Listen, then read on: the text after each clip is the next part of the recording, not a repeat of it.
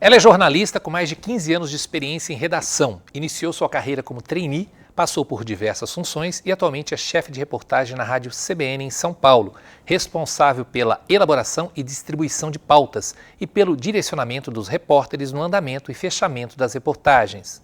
Formada em jornalismo pela Universidade Presbiteriana Mackenzie em 2007, foi apresentadora do podcast O Que Você Vê Daí? Sobre saúde mental e autoconhecimento. Também atua como apresentadora de eventos e mestre de cerimônias. O projeto Memória do curso de jornalismo recebe a jornalista Caroline Tamassia. Carol! Oi, Vanderlei. Que bom te rever, viu, menina? É um prazer estar aqui, que nossa. Bom te rever. É uma sensação tão boa voltar, né, pra casa, assim. É diferente, né? É diferente, 18 anos. 18 anos. 18 anos depois. Mas é muito bom, assim, porque passa um filme na cabeça. Você vai olhando tudo, assim, você vai lembrando de cenas de você com seus colegas ali em determinados pontos. Daqui a pouco, situações. quem sabe, a gente faz um encontro aí dos 20 anos de vocês, se vocês toparem, será um prazer fazer. Estão dentro. Ô, Carol, como é que você chegou, como é que você escolheu o jornalismo e como é que você chegou ao Mackenzie? Bom, jornalismo foi uma coisa assim, eu tinha muita curiosidade sobre o que estava acontecendo e eu gostava de me informar quando eu era pequena. Então eu lembro que meus pais assinavam o jornal e desde pequena eu li o jornal, voltava da escola e ia ler o jornal. Né? Eu até comentava com uns amigos isso, eles achavam estranho que eu lia jornal, eu adorava ler jornal. E eles gostavam muito de ouvir rádio de notícia, era Eldorado na época que eles ouviam muito. Então assim, minha mãe acordava, o despertador já era com rádio, eles ficavam ouvindo. Depois, durante o café da manhã, aquele rádio tocando, e eu fui me acostumando, aquilo virou uma parte do meu dia, assim, né? E eu achava fascinante, entrando os repórteres de lá, daqui e tal. Então, quando eu comecei a me decidir no colegial, o que eu ia fazer e tal, eu sabia que era algo na área de comunicação. Mas ainda não estava muito claro. Aí eu pensei, vou jornalismo, vamos tentar jornalismo, e deu certo. E o Mackenzie? O Mackenzie... Bom, minha mãe sempre falava, você tem que fazer Mackenzie, você tem que fazer Mackenzie. Era uma coisa que ela falava muito para mim. Eu prestei algumas faculdades e acabei optando por aqui, porque vim conhecer o campus, né? Eu estava na dúvida, tinha passado de uma outra, fiquei na dúvida, mas vim conhecer o campus, me encantei com o lugar e acabei ficando. Era uma das primeiras turmas, né? Tua turma é uma das primeiras turmas também. Não teve um impacto, tipo, o fato do curso ser novo? Então, teve essa preocupação minha, da minha família, mas tinha um nome, né? Tinha uma tradição. Isso contou muito. O seu Mackenzie, a gente sabia que não ia abrir um curso novo e passar vergonha, vamos dizer assim. E também, o que me chamou a atenção, pelo curso ser novo, era tudo muito novo mesmo. As instalações, o departamento. Então, você vê aquela vontade de um projeto novo que está começando para dar certo, e eu percebi isso no curso, né? Então, assim, desde um estúdio muito bem montado, até aquele conteúdo pensado recentemente. Então, acho que isso é bom, né? E tem a chancela da faculdade, da universidade, né? Então... Teve alguma coisa que te atraiu mais durante seu curso, tipo de disciplinas? Você está em rádio há mais de 15 anos. Rádio já era algo, uma meta? Desde a hora que eu entrei na faculdade, eu queria fazer rádio. Eu sempre gostei de rádio, assim, por tudo isso que eu acabei de falar. Mas TV, assim, não me atraiu muito. Se bem que hoje em dia eu trabalho em rádio, mas rádio é com TV hoje, né? Não tem mais essa separação. Mas acho que era o que eu mais gostava, o audiovisual, assim... Não era a parte teórica, por exemplo? Não, achei muito boa aqui na faculdade a parte de jornalismo político que você dava. Gostei muito porque, eu não sei, conseguiu inserir a gente um pouco num contexto que a gente não teria acesso de outra forma. Assim, e era um período, se eu não me engano, de eleição naquela época também. Foi. Tinha um período de eleição, a minha turma passou por uma questão... assim, emocional muito forte, que a gente perdeu um colega, o Thomas, e aí a gente, no meio daquela dor toda, a gente se reuniu, a gente fez um protesto que saiu nos jornais no dia seguinte, assim, a gente acabou fazendo um ato político daquilo também, então a gente vivenciou a faculdade de uma forma muito profunda, sabe? Em todos os aspectos. Você acha que você aproveitou bem esse período? Aproveitei muito bem, aproveitei muito bem. Carol, 18 anos, quer dizer... A comunicação, 6 meses já é muita coisa, 18 anos é muito mais. O que você diria que mudou? Porque não tinha rede social na tua época. Além da rede social, o que você acha que acho que comunicação mudou? Acho que era só e-mail, né, gente? A gente falava por e-mail. Tinha Orkut? Tinha Orkut. Mas, nossa, mudou demais. Mudou demais. Eu lembro de uma urgência, eu comecei na CBN, assim, eu me formei, aí trabalhei na Rádio Metropolitana de Música, eu era jornalista daquela rádio, trabalhei uns 3 anos lá, mais redigindo notas de agências e tal. E desde que eu estou na CBN, eu lembro entrei como trainee, eu lembro da urgência de dar uma informação. Então isso era uma coisa marcante, né? De dar rápido, de checar rápido e dar rápido. Hoje em dia a gente não tem mais essa...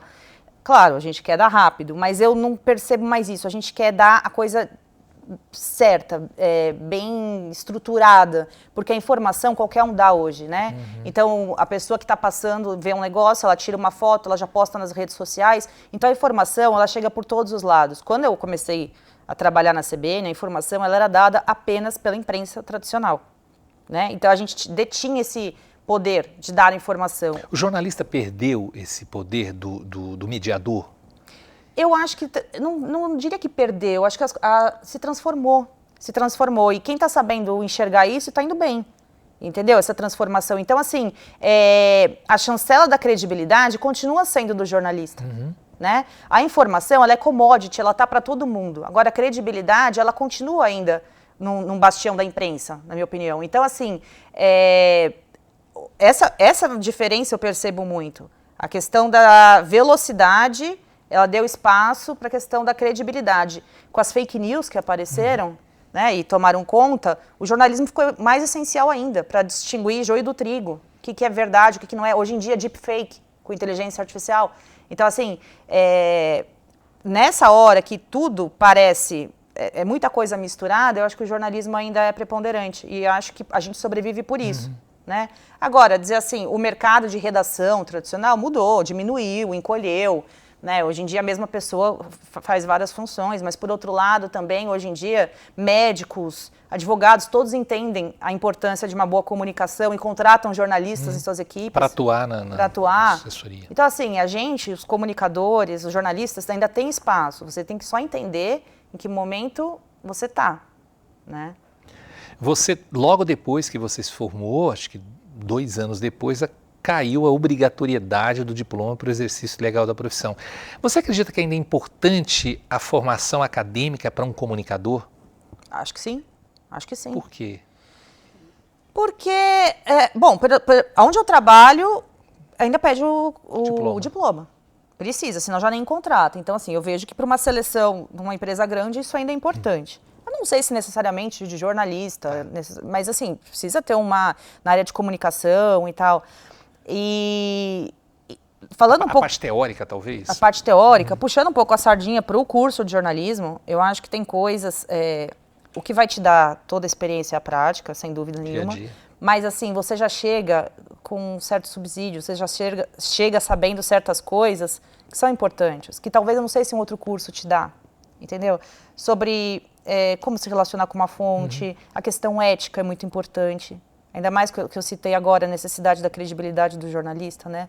Essa parte de ética é legal na faculdade, entendeu? Porque senão a coisa pode se tornar promíscua no seguinte sentido, né? De venda de informação, de não sei o quê. Eu não sei quais caminhos podem ser tomados se você não prioriza uma ética, um direcionamento. O jornalismo, ele tem método para ser feito. Né? Então, assim, se eu falar uma bobagem hoje, você me acha, porque eu estou numa empresa que tem CNPJ, tem endereço, você sabe onde me procurar. Né? Hoje em dia, isso é importante. Então, a gente tem esse compromisso quando a gente se forma jornalista. O que eu estou falando vai reverberar, eu vou responder por aquilo que eu estou falando. Entendeu? Então, eu acho que a faculdade é importante para isso. Você está numa empresa que, num setor, né? numa mídia que... desde que você se conhece por gente, diz que vai acabar, né? Sim. Que é o rádio. Eu tenho impressão, você pode dizer com mais clareza, já que você está lá dentro, que o rádio nunca foi tão forte como ele está hoje. Estou errado? Não é que ele nunca foi tão forte, ele mudou também, o rádio mudou, né? Porque eu falei, rádio a gente faz com televisão hoje. O podcast chegou com tudo, né? Qual que é a diferença hoje do rádio de uns anos atrás para agora? Você escuta a hora que você quer. Então, assim, antigamente, se eu perdesse uma notícia no rádio, como é com o streaming na TV, é a coisa sob demanda, né? E o podcast permitiu isso. Então, a gente tem lá na rádio, antigamente você só tinha o que está disponível no dial, para você acompanhar naquele horário naquele horário e tal. Hoje em dia, você tem o podcast do resumo das principais notícias, tem o Panorama CBN, você tem um que chama Giro, que é tudo compactado em 5 notícias. Você tem várias coisas no nosso catálogo para você continuar informado de uma forma rápida na hora que você quiser. Então, assim, o rádio se adequou ao novo jeito que as pessoas vivem hoje em dia. Tipo, os meus filhos, eles não sabem o que é não conseguir assistir uma coisa na TV, porque desde que eles nasceram, eles assistem o que eles querem na hora que eles querem. Então, assim, isso não vai passar agora na TV como era assim? Eles não entendem esse conceito de, tipo, não tem isso agora na TV. Né? E o rádio entrou para isso também. Então, assim, você não perde mais nada que passa no rádio. Tudo depois vai para algum lugar, ou para um podcast, ou você pega no site. Então, ele está forte porque ele se perpetuou dessa forma. Entendeu? Não é todo mundo que está em redação, né? Eu tenho conversado com muita gente, com colegas seus, inclusive da sua turma, e está todo mundo espalhado, trabalhando, mas espalhado. Que formação essa pessoa tem que ter para poder atuar, né? A gente acabou de falar de uma colega que está num departamento totalmente diferente da redação. Para atuar nesse mercado, que eu vejo um mercado mais aberto, assim, do que talvez 18 anos atrás. Fora de redação. Fora de redação. Eu acho que a pessoa tem que tentar ser um profissional completo, né? Então, assim, um bom networking ajuda. Você está sempre antenado com as coisas, para onde as coisas estão caminhando.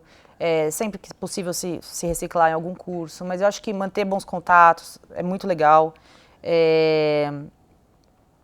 A gente, por exemplo, a gente tem um grupo até hoje da nossa época de estudante, né? A gente tem o mesmo grupo e cada um lá... Então, a gente... o que você está fazendo? Gente, estou precisando de tal coisa. A gente se ajuda ali. Além de tudo, tem troca de pauta também, Troca pauta, a gente troca... Gente, estou precisando de uma pessoa... Tem alguém para indicar? Minha equipe está precisando de tal coisa. Gente, eu perdi o emprego, tem alguma coisa? Tá. Então, assim, a gente se mantém juntos e eu acho que é um network que funciona, assim, para todo caminhar, entendeu?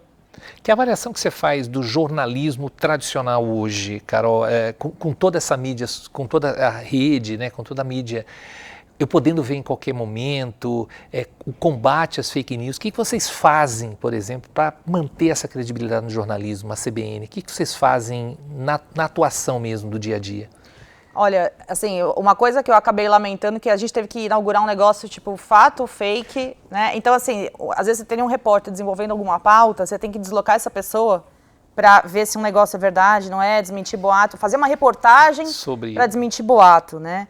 E isso, na época das eleições, das últimas, tal, os veículos de imprensa durante a pandemia se juntaram, né? Criaram alguns projetos, como o Projeto Comprova, ou do Grupo Globo, Fato ou Fake e tal, para poder desmentir essas coisas. Então, eu acho que o que não é de verdade não permanece, né? Acho que os veículos grandes, Estadão, a Folha, a Globo, né? Esses veículos, eles nunca perdem isso de vista, porque isso é o que os mantém vivos. Então, a gente tem código de ética, código de conduta. Eu, como chefe de reportagem, o repórter não entra sem passar a informação para mim e a gente vê qual que é a melhor forma de ver isso. Eu tento ver se não tem uma ponta solta na história. Não, acho que antes de você registrar isso, a gente tem que ver essa outra informação. Vai atrás. Depois que esse cara grava essa matéria, vem o editor, que dá, né, vê se tem algum erro, se tem alguma dissonância ali na informação. Então, assim, é todo um processo que ele vai permitindo que aquilo se fique estruturado e vá ao ar da melhor forma possível. E se for errado, como erros acontecem em qualquer lugar, a gente corrige, né? A gente entra lá e fala, olha, diferentemente do que a gente falou agora, tal, a gente não tem problema com isso.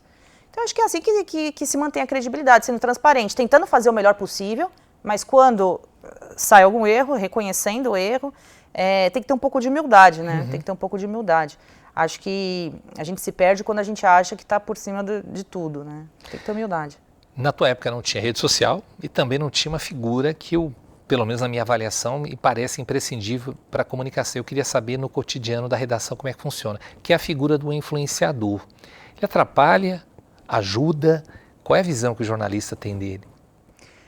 Então, depende do influenciador, porque hoje em dia todo mundo é influenciador, né? Eu não me conformo com essa... Tudo é influenciador, é um influenciador. Aí, às vezes, eu brinco na questão, gente, ele está influenciando quem? Você está sendo influenciado por essa pessoa?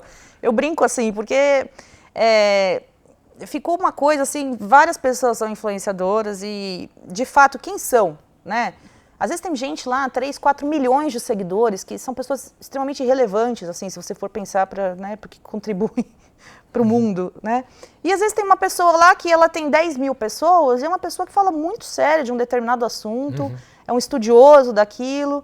Então, eu acho que para falar de influenciador tem que separar os tipos, né? Existem vários tipos de influenciadores e alguns, por exemplo, são muito bons, acabam às vezes virando um comentarista da rádio, a gente vai atrás dessa pessoa e fala, pô, você não quer trabalhar com a gente? E outras pessoas não valem a pena. Então, acho que depende. E a inteligência artificial, você acha que vocês utilizam de alguma maneira? Sim. Nem que for pelo texto, por exemplo. A inteligência artificial está entrando com tudo, em todas as profissões, inclusive, né, no jornalismo e no meu meio ali na CBN, a gente já cria vinhetas com inteligência artificial. Eu estou produzindo um podcast agora sobre inteligência artificial com quero ver, quero ouvi-lo. Com uma especialista no assunto chamada Marta Gabriel. Ela é autora de best-sellers na área e tal, ela é uma engenheira de formação e futurista. E esse podcast está sendo todo feito, a trilha dele, com inteligência artificial. E a gente vai falar sobre o impacto da IA nas profissões, porque eu comecei a entender assim... Isso é para agora? É nesse primeiro semestre ainda. A gente começou a fazer as entrevistas, tudo vai para esse primeiro semestre. Vocês vão usar a voz da inteligência artificial? Então, algumas vinhetas, tem um quadro que chama Take Away, que é um quadro em que a Marta, ela resume o que a pessoa precisa levar daquele episódio para casa, entendeu? Aí esse Take Away é feito com inteligência artificial, várias coisas assim a gente montou. Eu acho que a inteligência artificial ela é mais uma ferramenta e ela tem que ser bem utilizada, que ela pode ser extremamente destrutiva. Tem gente que fala que ela pode acabar com a humanidade, inclusive, né? A partir do momento que a inteligência artificial chegaria num ponto que ela passa a inteligência humana, né? Que eles chamam de singularidade, que eles falam que é algo que pode acontecer nos próximos 5 anos. Que medo. Então, assim, aquele filme IA que a gente viu lá atrás... E faz tempo, né? O filme IA faz tempo. Sei lá, um monte de filme que aborda essa temática. O filme IA de 2000, alguma coisa nesse sentido, faz tempo. Faz mais de 20 anos. Mas até emoção, eles falam que a IA pode começar a ter, né? Então, assim, o que a gente pode usar dela agora é tentar ver o melhor uso ao nosso favor, a favor da humanidade, né? Abraça a IA e vai com ela e entende dela, porque não tem o que fazer, não tem como voltar, ela só vai para frente. Então, assim, tentar... Então, o que a gente faz na redação? Essas trilhas, às vezes alguma coisinha de um texto pequeno, a gente coloca ali para ver como que responde. Os jornais também, o Valor Econômico, por exemplo, tem uma página toda em inglês hoje em dia, porque muitos investidores gostam de ler em inglês. Ela é toda traduzida por IA, depois ela é revisada, né? Sempre tem a figura humana na ponta, mas a gente já está usando alguns recursos de IA dentro do jornalismo que estão sendo interessantes, né? Você sempre foi mais de bastidores? Olha, acho que sim. Acho que sim. Eu assim, já apresentei um programa lá com o Flávio Gicovati, que era um psiquiatra. A gente fazia ao vivo na Livraria Cultura. Então, assim, tinha plateia ao vivo, tal, beleza. Fiz helicóptero, então tinha aquela exposição, aquela coisa toda. Mas eu fico muito confortável com o bastidor. Eu gosto da organização, né? Eu gosto de ver como que o produto se desenha para ser entregue, né? Agora eu vou fazer esse projeto, mas assim, é uma coisa que eu pensei, que eu elaborei e tal, que eu queria muito fazer. Mas eu sempre fiquei muito confortável com essa situação de planejamento, de dar o subsídio para a pessoa que está na rua, de como que eu vou ajudar, né? Eu sempre brinco com os repórteres, eu falo, eu vou ter sucesso se você for bem. Então, assim, o meu trabalho é tornar que você faça um bom trabalho. Aí eu brilho. Aqui no bastidor eu brilho, aí eu sei que eu fui bem. Então, assim, eu não tenho aquela necessidade de um reconhecimento público, né, uma vaidade, assim, não tenho isso. Ainda bem, né? Eu acho ainda bem. Porque em algumas situações a gente vê como isso atrapalha, né? Mas no rádio já é assim, mas você imagina numa TV, tal, para aquela pessoa estar ali, quanta gente por trás, quanto trabalho, né? Quanta coisa desenvolvida. Eu gosto muito desse processo. Carol vai entrar no curso de jornalismo lá em 2004. 2004, 2003, 2004. Dá uma mensagem para ela, que dica você daria para ela? Não precisa ter tanta ansiedade, vai dar tudo certo. Basta cada dia o seu cuidado. Porque eu acho que quando eu entrei na faculdade, da minha personalidade, era muito ansiosa, né? Eu sou uma pessoa ansiosa, né? Mas era uma... Pô, você entra ali com 20 anos, você já tem que, assim... 20 anos não, 17, 18. Tinha 18, é isso mesmo. Aí você fala, tá, agora eu tenho que ser um adulto. O que eu vou fazer da minha vida adulta? Eu preciso dar certo. Eu era um desespero para dar certo, né? E é horroroso isso, né? Porque, assim, é um momento ali que você... É uma janela curta ali que você tem que dar certo. Então, eu tinha essa cobrança interna.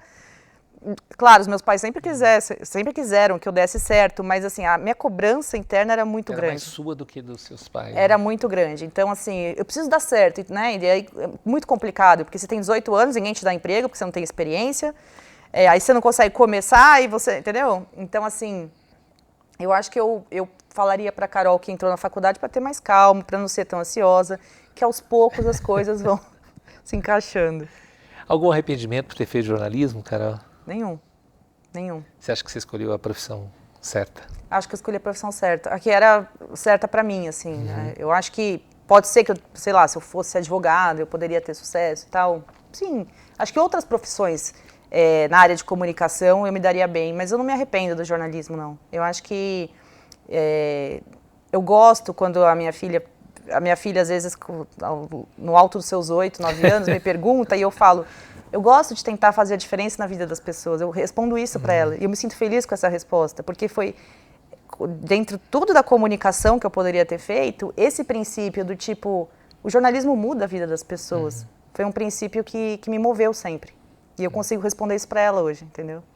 Ouvir de você também nos deixa muito feliz, porque na realidade você fala assim, bom, de alguma maneira eu acho que a gente também colaborou com essa formação. Eu acho que a tua turma foi muito marcante, você sabe disso, a gente teve uma aproximação muito forte com a Tatu por tudo que ocorreu, né? E eu acho que foi bastante marcante para o nosso curso também. Eu acho assim, muita gente boa e bom saber, né, que está todo mundo espalhado por aí no mercado, nem todo mundo em redação, mas aí todo mundo achando o seu caminho. Obrigado por você ter vindo aqui. Eu sei que teu tempo é super corrido. Imagina, sair daqui, pegar a criança na escola e tal. É jornada dupla, né? Jornada dupla, tripla, né? Obrigado por você ter vindo, querida. Adorei bater esse papo contigo. Foi muito legal, eu que agradeço. E, vida longa ao jornalismo do Mackenzie. Vida longa. Também, obrigado.